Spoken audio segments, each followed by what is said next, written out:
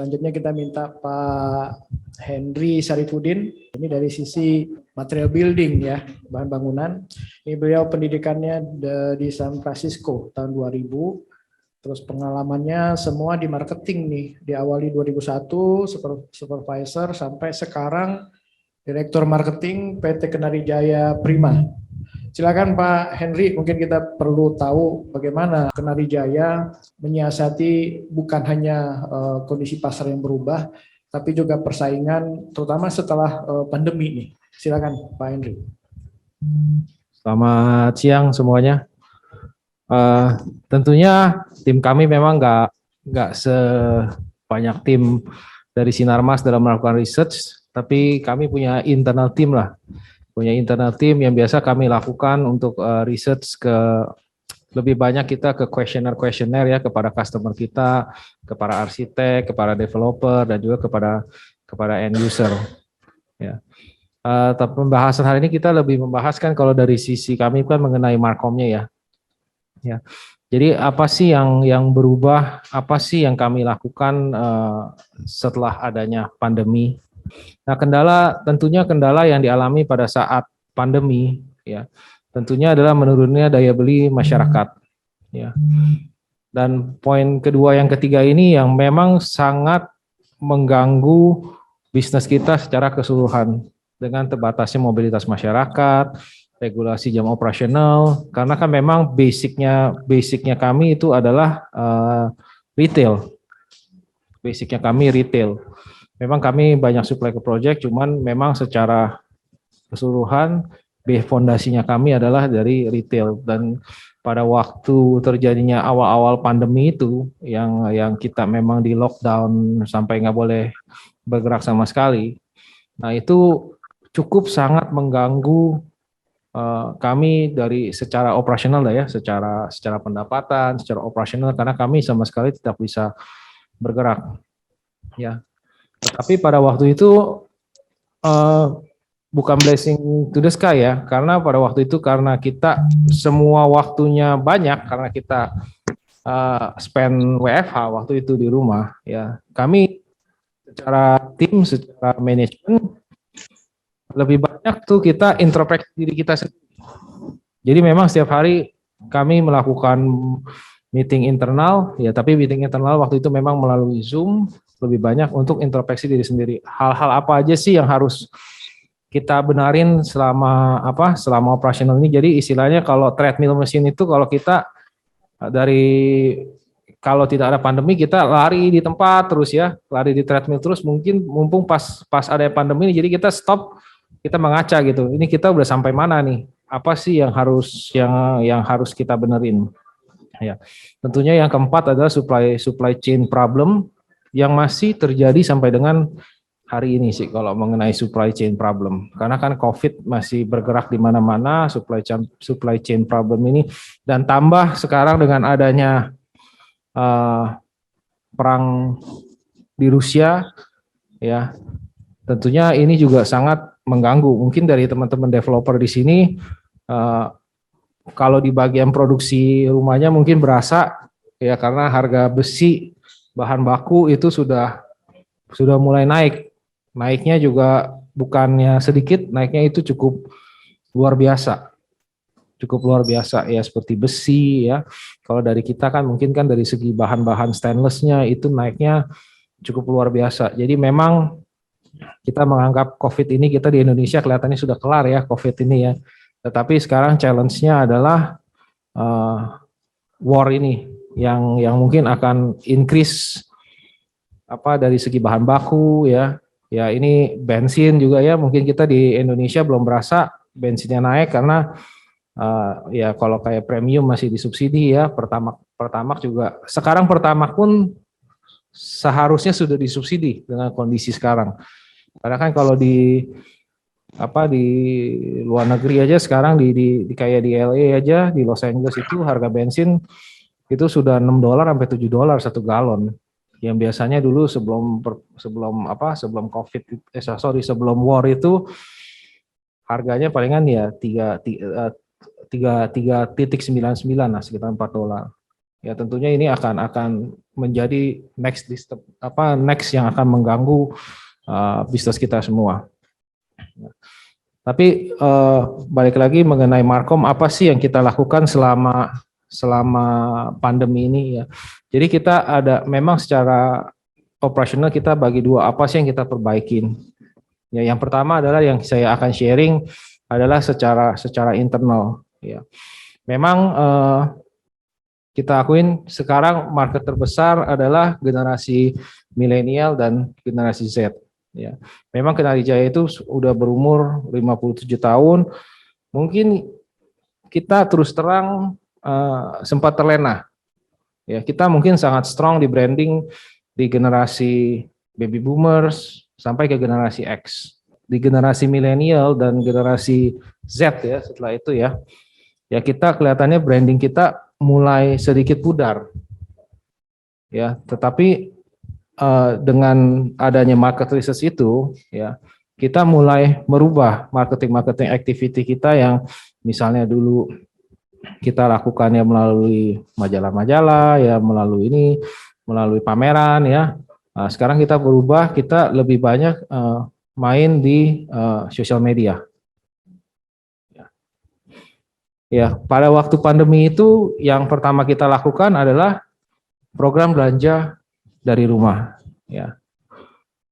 Dan ternyata efeknya ini mulai ada lah. Karena memang kalau kita lihat walaupun pada zaman WFH ya, pada zaman lockdown, ternyata beberapa kontraktor itu khususnya yang di daerah-daerah itu mereka masih operasional secara full. Ya. Jadi apa yang kita lakukan ya kita membuat kita melaunching program ini ya. Jadi kita banyakkan melayani melalui telepon ya, melayani melalui WhatsApp ya. Saya rasa ini juga dilakukan oleh beberapa retailer lain. Ya, jadi intinya kan kita harus berpikir gimana caranya kita harus survive, harus bisa melewati masa-masa pandemi ini. Karena kan ya yang terberat adalah kan semua gaji-gaji karyawan kita kan kita tetap harus bayar ya karena kan intinya dapur harus ngebul semua ya. Oke, yang program kedua adalah ya kita sejak pandemi itu kita mulai fokus yang biasanya memang kita kurang fokus di engagement di marketplace ya. Nah, sejak pandemi itu kita mulai fokus ya, kita mulai launching produk-produk baru ya, produk-produk dengan harga spesial di Tokopedia, Shopee dan Lazada. Ya. Memang ini timnya tim muda semua ya. Jadi ya sebagian besar idenya ini adalah dari tim kami semua. Ya. Dan juga kami dalam masa pandemi itu karena website kita kan terus terang sudah rada kuno lah ya. Justru dari masa pandemi itu kami memperbaiki website kita. Kenapa? Karena terus terang kan secara produk kita walaupun disebutnya ke end user, tetapi kita perlu influencer juga. Seperti yang tadi Ibu Ibu Novi bilang bahwa dalam pembelian satu rumah itu mungkin yang beli adalah si ayahnya. Influencernya adalah anak dan istrinya. Ya walaupun yang beli nanti anaknya, tetapi kalau di bisnis kita influencernya itu adalah para arsitek. Ya, yang dimana kalau kita secara internal kita sebut arsitek itu adalah kayak dokternya lah, sedangkan kita obatnya gitu. Karena kalau bukan referensi dari arsitek, maka kita tidak bisa mendapatkan kita tidak bisa menjual produk kita direct ke end user. Memang tidak 100% ya.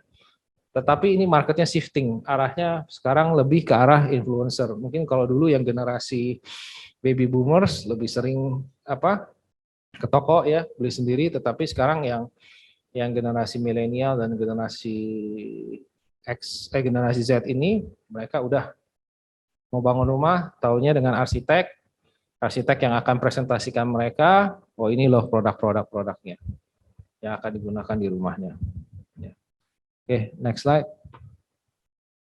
Ya, tetap kita pada waktu pandemi itu ya, walaupun beberapa project stop ya, kita tetap coba menjajaki kerjasama dengan para arsitek ini tentunya untuk membangun database kita ya.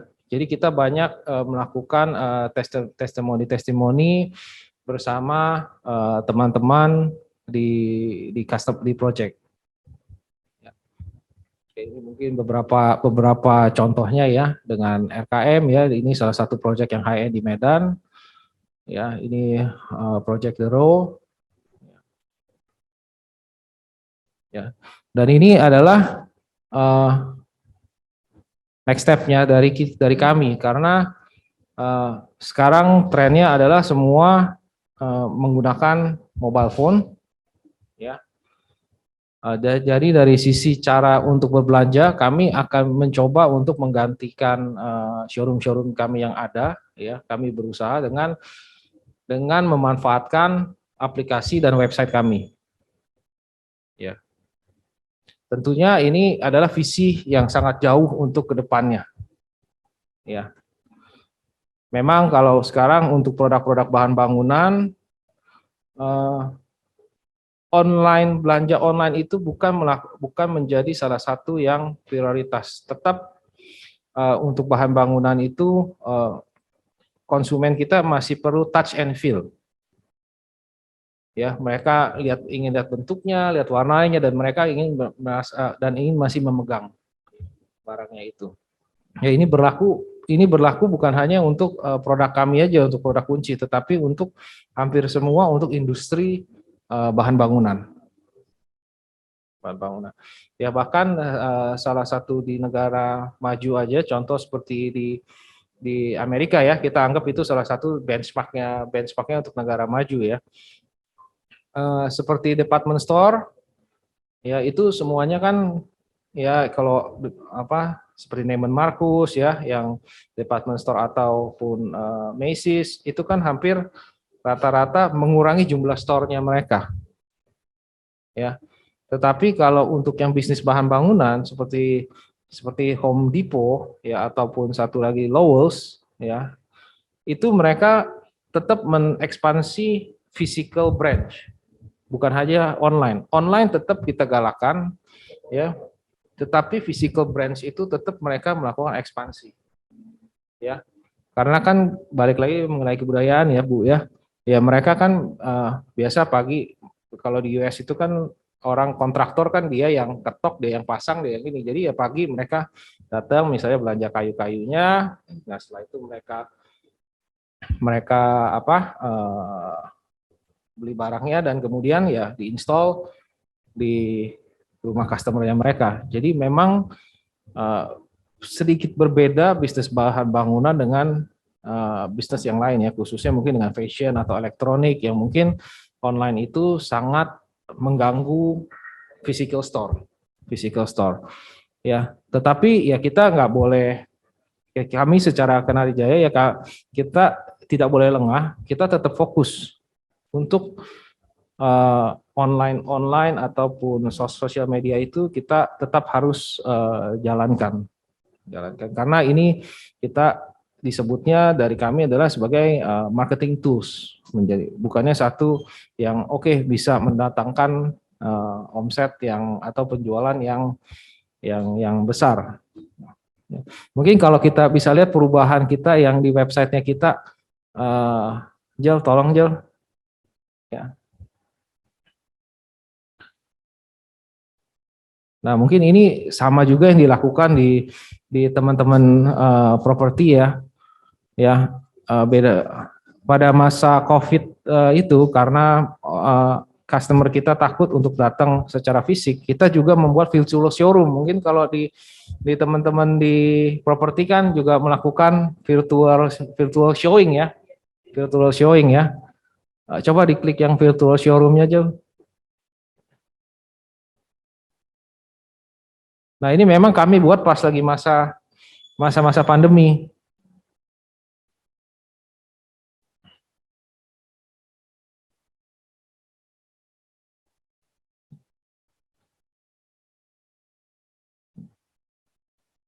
Ya, jadi secara teman-teman arsitek walaupun mereka tidak bisa datang ke showroom, mereka bisa coba seenggaknya dapat touch and feel-nya lah dari sini.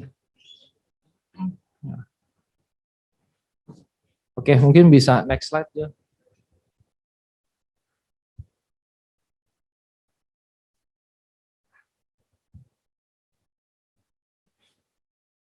Oke, tentunya ya pada masa pandemi itu kami semua tim tim sales kami semuanya tentunya standby walaupun mereka kerja dari rumah ya, jadi kami tetap berhubungan dengan para customer kami dengan WhatsApp ataupun dengan telepon.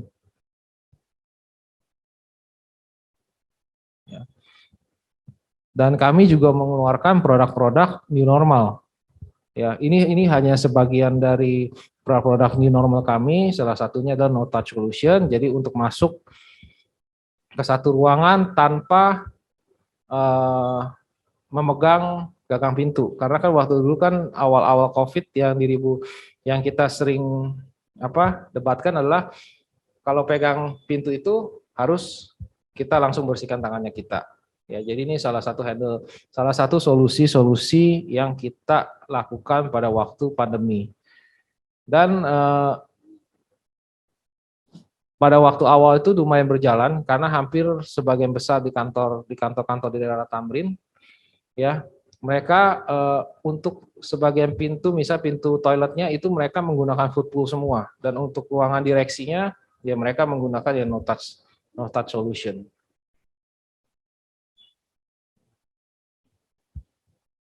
Oke, ini secara eksternal ya. Apa sih yang kami lakukan secara eksternal? Itu kan yang secara internal apa yang kita betulkan secara internalnya kita. Ya, secara eksternal. Nah, ini kami yang tadi seperti saya sampaikan bahwa kami kan sangat lemah di generasi milenial dan generasi Z. Ya, kami coba melakukan market research. Ya, gimana caranya supaya branding kita bisa masuk ke level-levelnya mereka. Ya, jadi ini apa yang kita lakukan adalah kita berkolaborasi dengan influencer dan YouTuber. Ya, salah satu yang kita udah berjalan adalah bersama Venisa Ines, ya, Misia Judith ataupun Lusti. Ya, saya pribadi waktu dikasih tahu Pak mau kerja sama dengan Vanessa Ines dan Misia Judith, saya bilang siapa itu? Iya, saya pun nggak kenal gitu loh. Oh, pasti terangin profilnya, ya udah, bolehlah kita coba. Kita coba. Jadi apa yang kita lakukan, ya mereka waktu itu memang sedang ada pembangunan rumah, ya saling bekerja sama lah. Dan juga ini kita bekerja sama dengan Lusti, Ibu Lusti ya, rumah Nano memang dia influencer untuk dekor rumah, Karena tadi pagi saya sempat sharing dengan Pak Indra bahwa pembeli produk-produk kami ya secara keseluruhan secara bahan bangunan, Bu. Ya ternyata itu bukan lelaki. Bukannya si ayah. Tetap si ibu yang memutuskan segala macam. Makanya kenapa kalau kita lihat dari kita punya engagement untuk sosial media, lebih banyak arahnya untuk ke ibu-ibu, millennials, dan generasi X.